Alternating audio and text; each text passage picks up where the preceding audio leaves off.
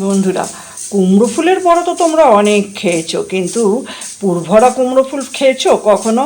দেখো, আজকে আমি সেটাই বানিয়ে দেখাবো, যে পুরভরা কুমড়ো ফুল এত দুর্দান্ত খেতে হয়, একবার না খেলে বুঝতে পারবে না। তাই আমি অনুরোধ করব ভিডিওটা স্কিপ না করে পুরোটা দেখার জন্য। পুরোটা দেখলে তবেই তো বুঝতে পারবে যে পুরভরা কুমড়ো ফুল কীভাবে করা হয়। তাহলে চলো রান্নাটা শুরু করি। নমস্কার বন্ধুরা, সংসারের রীতিকথায় সবাইকে স্বাগত জানিয়ে আমি তনুশ্রী চলে এসেছি নতুন একটা রেসিপি নিয়ে। কুমড়ো ফুলের বড়া তো খেতে আমরা অনেকেই ভালোবাসি। কুমড়ো ফুল আনলেই কিন্তু আমাদের প্রথমে কুমড়ো ফুলের বড়ার কথাটাই মনে পড়ে যায়। আর হ্যাঁ, অনেক সময় আবার বেশি যদি কেনা হয় তাহলে সেক্ষেত্রে একটু পোস্ত টোস্ত করা হয়, কিন্তু যদি কম হয় তো 5টা 6টা ফুল, সেগুলো দেখলে কিন্তু আমাদের প্রথমেই মনে হয় যে কুমড়ো ফুলগুলো দিয়ে বড়া বানাবো। কিন্তু না, আজ আমি আপনাদের কুমড়ো ফুলের অন্য একটা রেসিপি দেখাবো। তাহলে সঙ্গে থাকুন, দেখতে থাকুন। কুমড়ো ফুলের বড়া তো অনেক খেয়েছেন, একবার এইভাবে কুমড়ো ফুলটা বানিয়ে দেখুন, দুর্দান্ত খেতে লাগবে। অথচ এমন কিছু বেশি সময়ও লাগবে না, খুব কম সময়েই হয়ে যায় রেসিপিটা। তাহলে সঙ্গে থাকুন, দেখতে থাকুন। এখানে তো আমি কুমড়ো ফুলগুলো নিয়েছি, 5টা কুমড়ো ফুল কিনেছি। এরপর এগুলো আমি ভালো করে একটু ধুয়ে নেব, আর ভেতর থেকে এইটা বের করে দেব। আর ডাঁটিটা তো এতটা লাগবে না, ডাঁটিটা একটু কেটে নেবো, দেখাচ্ছি কিভাবে করছি। এই যে একটা কুমড়ো ফুল নিলাম, আর এই যে ভেতরের অংশটা কেটে দিলাম, আর এই ডাঁটিটাও রাখবো না, ডাঁটিটাও এরকম কেটে দিলাম। দিয়ে এরকমভাবে কুমড়ো ফুলগুলো কেটে ভালো করে ধুয়ে নেব। আমি শিলের মধ্যে 1 চামচ পোস্ত, 1 চামচ সর্ষে আর একটা কাঁচা লঙ্কা নিয়েছি। এবার এটা ভালো করে পেস্ট করে নেব। এইভাবে আমি সর্ষে আর পোস্তটা বেটে নেব। এটা মিক্সিতেও করা যায়, কিন্তু আমি এটা শিলে করে নিচ্ছি। আপনারা চাইলে এটা মিক্সিতেও করে নিতে পারেন। বেটে নিলাম। সর্ষে পোস্তটা তো বাটা হয়ে গেল, এবার আমি এটা শিল থেকে তুলে নিচ্ছি। সর্ষে পোস্তটা তো আমি বেটে নিয়েছি। এরপর এখানে আমি দিয়ে দিলাম 1 চামচ নুন। এবার দিয়ে দিচ্ছি সেদ্ধ করে রাখা আলু। এই 2 টুকরো আলু আমি এখানে দিয়ে দিলাম, দিয়ে সব ভালো করে মেখে নেব।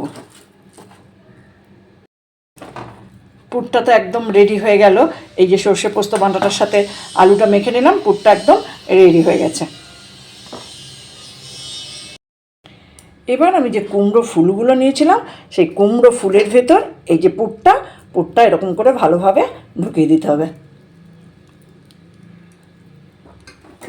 দিয়ে এইভাবে ফুলটাকে চেপে দিতে হবে। এই যে যেরকম দেখাচ্ছি, এইভাবে প্রত্যেকটা ফুল রেডি করে নিতে হবে পুর ঢুকিয়ে। আবার একটা ফুল নিলাম, পুরটা এরকম ভেতরে দিলাম, দিয়ে এরকমভাবে চেপে দিলাম। এইভাবে সব ফুলগুলো আমি রেডি করে নেব। পুরটা একটু বেশি বেশি দিতে হবে, যাতে একটু ভালো লাগে, সেই জন্য একটু বেশি করেই দিচ্ছি। এরকম দিয়ে এইভাবে চেপে নেব। বাকি ফুলগুলো আমি এইভাবে করে নেব।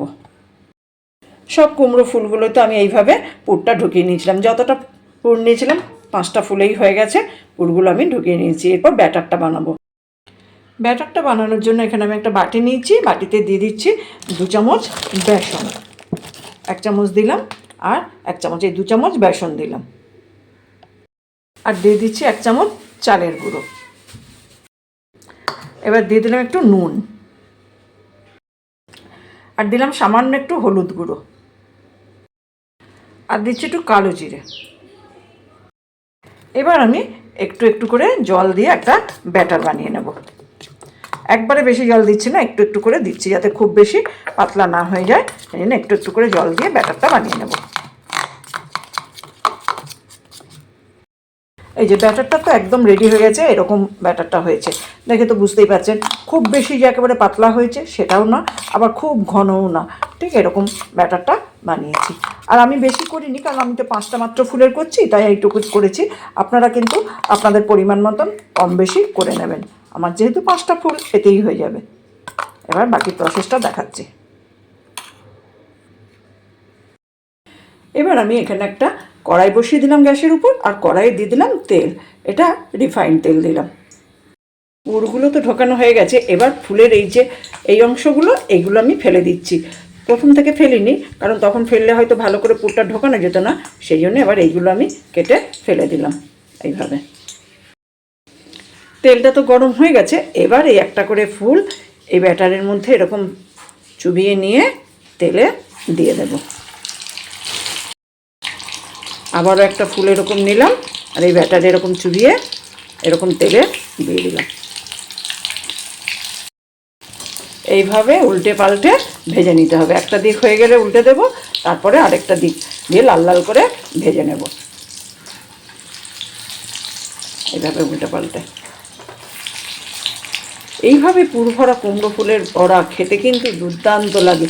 কুমড়ো ফুলের বড়া তো আমরা সচরাচর খেয়েই থাকি, কিন্তু একবার এইভাবে পুরভরা কুমড়ো ফুলের বড়া বানিয়ে দেখবেন, দুর্দান্ত স্বাদ হয় খেতে।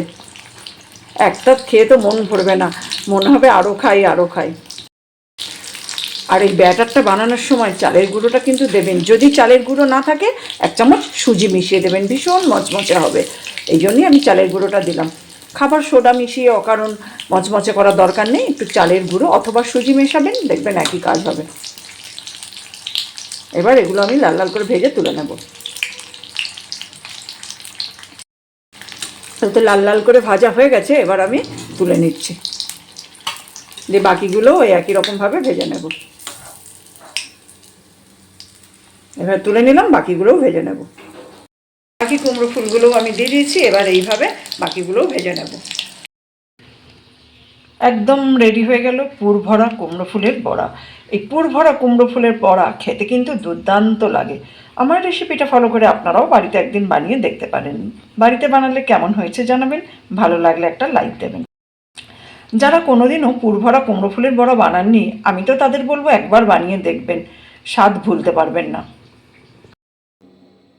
দেখলেন কত কম সময়ে, আর উপকরণ তো এমন কিছু বেশি নেই, বানানো হয়ে গেল, অথচ এটা খেতে কিন্তু ভীষণ ভালো লাগে, দুর্দান্ত স্বাদ হয়। তাই আমি আপনাদের বলবো একবার হলেও আমার রেসিপিটা ফলো করে বাড়িতে বানিয়ে দেখবেন। বাড়িতে বানালে কেমন হয়েছে জানাবেন, ভালো লাগলে একটা লাইক দেবেন। যারা এখনও আমার চ্যানেলটা সাবস্ক্রাইব করেননি তাদের অনুরোধ করব আমার চ্যানেলটা সাবস্ক্রাইব করে নেবার জন্য। আর অলরেডি যারা সাবস্ক্রাইব করেছেন, আমার সঙ্গে আছেন, পাশে আছেন, তাদের তো অসংখ্য ধন্যবাদ। এইভাবে আমার সঙ্গে থাকুন, পাশে থাকুন, সবাই ভালো থাকুন, সুস্থ থাকুন। দেখা হবে অন্য কোনো দিন অন্য কোনো ভিডিও নিয়ে। ভালো থাকবেন সবাই।